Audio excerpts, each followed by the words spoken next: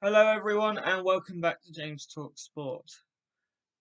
The first episode of the 2021 season review is going to be on my men's breakthrough riders of the season. Plenty of fantastic riders that have come through the ranks this year, but don't make the list. They might feature in a future video on previewing next year. But here's my 10 breakthrough riders of 2021. 10th on the list is going to be Matthias Schmidt, who, he only took one win of the season, but it was a pretty impressive win at the Giro d'Italia on stage 11 to Montalcino. He was in the breakaway and he managed to beat Alessandro Colvi in a sprint up the final climb to Montalcino.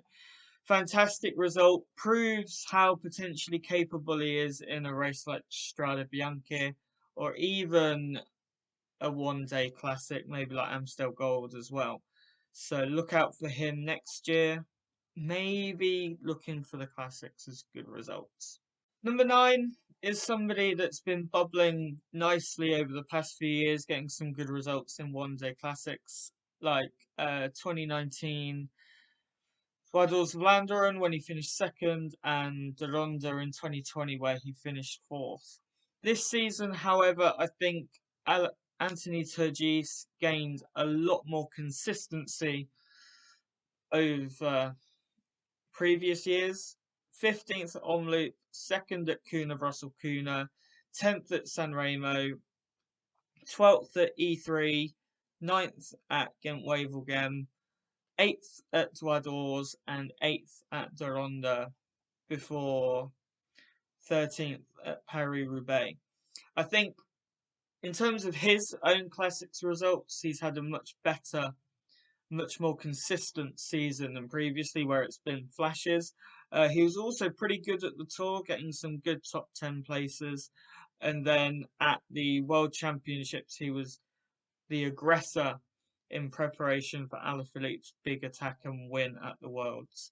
So great season for Anthony Turgis. Can he go on and get that big win in the Classics in 2022? Another older rider in my breakthrough riders of the year. Uh, this time with Jack Haig, we have seen him break through as a GC rider for the 3-week races. We've known over previous years that he's been able to compete as a domestique for likes of Simon Yates at the Giro and the Vuelta. But this year he was given a chance at Bahrain to lead the team at the Tour de France. Sadly, it didn't work. He crashed on the third day on that wet descent to Pontivy.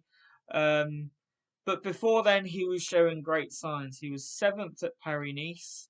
He was 5th at the Dauphiné and then sadly crashed out, seemingly in the form of his life at the Tour.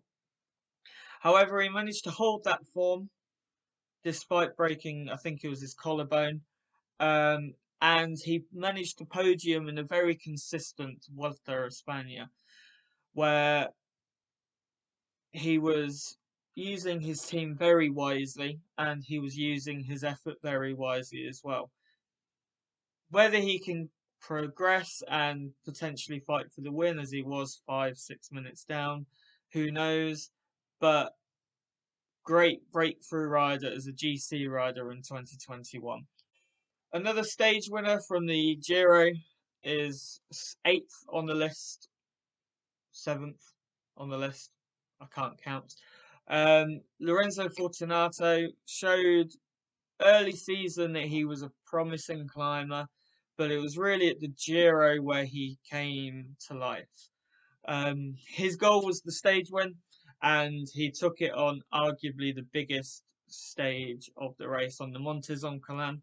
Yep, not the steep way, but it was still pretty brutal in that final couple of K, where he caught Jan Tratnik and passed him in the final couple of kilometers, taking the win and the first Grand Tour stage win for Iolo Cometa. Next year, I expect him to do something similar, just go for stage wins in the Giro and the other races. and maybe GC in a race again like Adriatica, where he won the overall as well. Gino Mortara gets sixth on the list. He does for his consistency over the whole season. Started riding to second place on the summit finish in Paris-Nice and also collected 10th overall there. He then went to the Giro. He may not have finished the Giro, but he finally got his stage win on the San Giacomo on stage 6. And from there, he sort of just exploded into life, really. 5th at the National Time Trial, so showed he could do a good GC. Won the final stage of the Tour de Suisse, including 3rd place the day before on the time trial.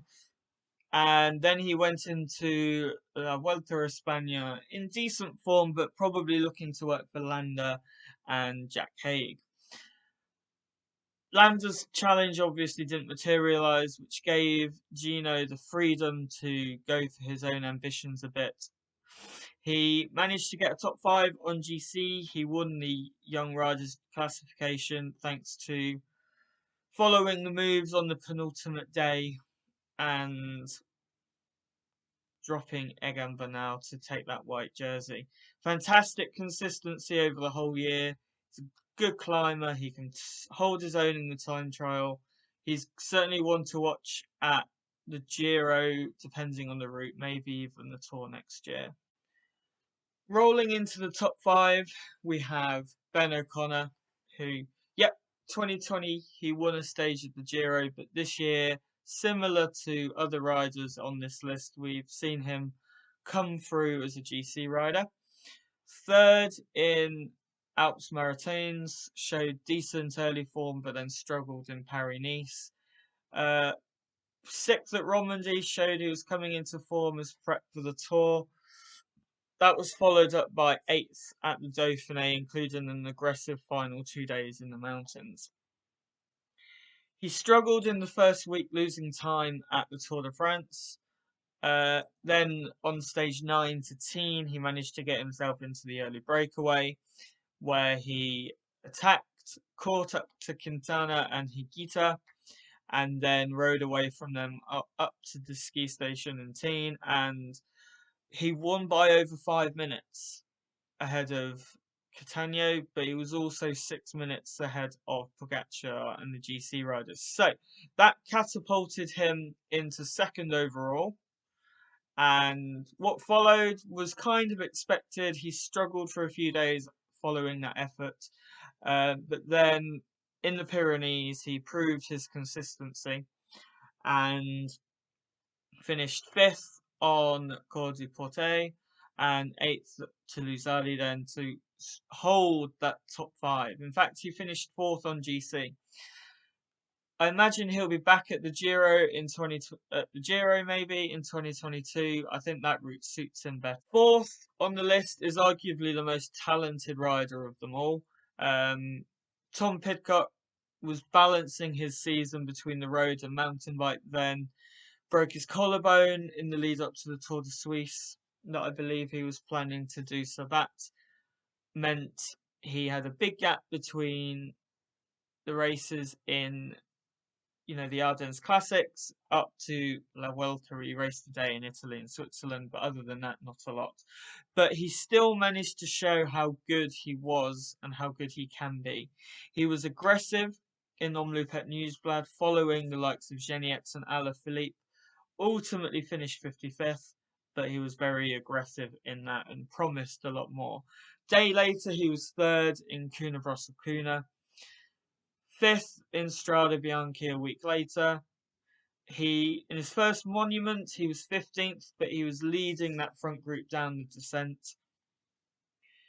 Next few races, he struggled with in terms of tactical, but also feeding. 25th in Sac E3, 43rd in Dwadors, where Dylan van Baarle won. And in De Ronde, he was in that move with Alaphilippe, Van der Poel, and others. Ultimately, he forgot to eat, so he bonked and finished 41st. A week and a half later, however, he got his first pro win in Brabantse-Pijl, where he beat Wout van Aert and Matteo Trentin in a sprint. He was then second a few days later in Amstel Gold, involved in that famous photo finish with Wout van Aert, and sixth at Flèche Wallonne a few days later as well. That proved how good he could be in the classics. We were really looking forward to seeing how he could go in the Grand Tours. After the Olympics, he had a bit of a celebration, which meant we didn't know what to expect from him in the Vuelta. And for the first 2 weeks, it was kind of as expected. Yeah, he was riding for others, trying to ride himself into some form. Got into a breakaway and finished fourth on stage 14. And then the final week, he was getting a bit of consistency in his riding on the front. He was going deeper and deeper into the race. His final road race of the season was the World Championships. He got into the group of Remco, Van Aert, Van der Poel, Alaphilippe, and he was the only one after Alaphilippe and then the guys fighting for the podium that was able to get away from Van Aert and Van der Poel. Finished sixth in it, and it is a bit of a case of what might have been for Tom Pidcock. Third on the podium is Florian Vermesh. We all know why. He finished second at Paris-Roubaix. As a neo-pro, that's a fantastic result. It really isn't that bad. And bearing in mind, a week before he was racing in the under-23 World Championships. So I'm all aboard the Florian Vermesh hype train. I think he is going to be a superstar of the Cobble Classics. He has a cyclocross background, which obviously helps with that. So I think Paris-Roubaix is the start of what could be a fantastic career on the cobbles for Florian Vermesh. Second on the list is Ethan Hayter. He has been a picture of consistency. He has throughout the season, including after his break, including at the Olympics as well.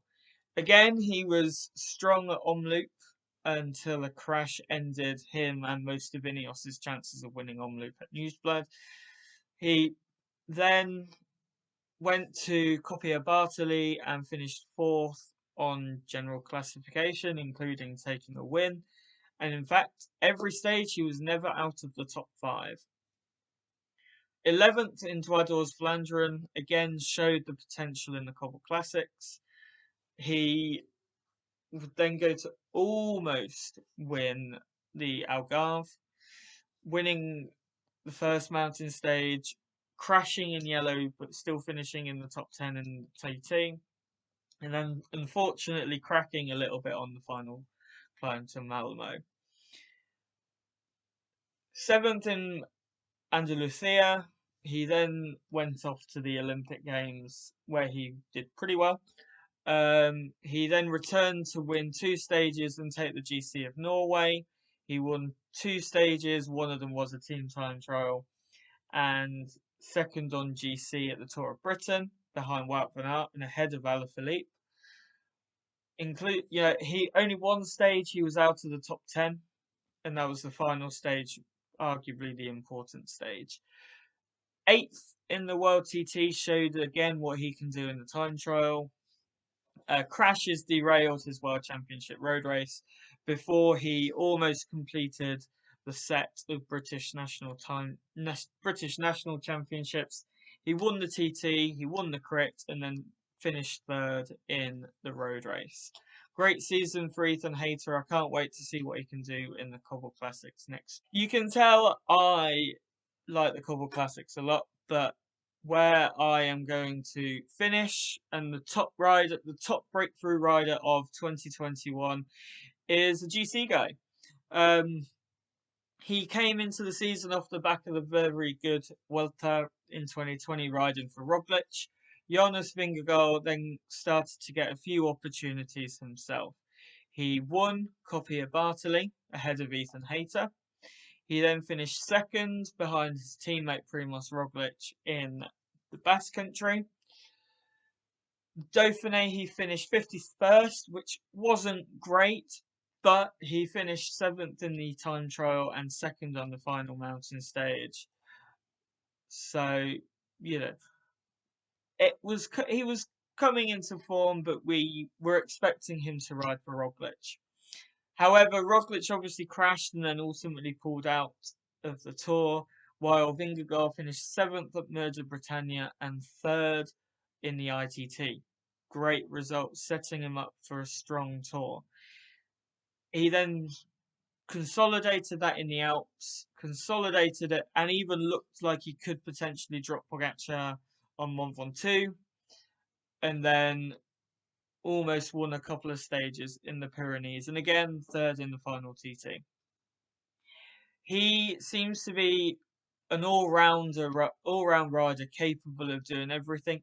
The one question mark will be whether he can attack in the mountains, but I think that will come with confidence.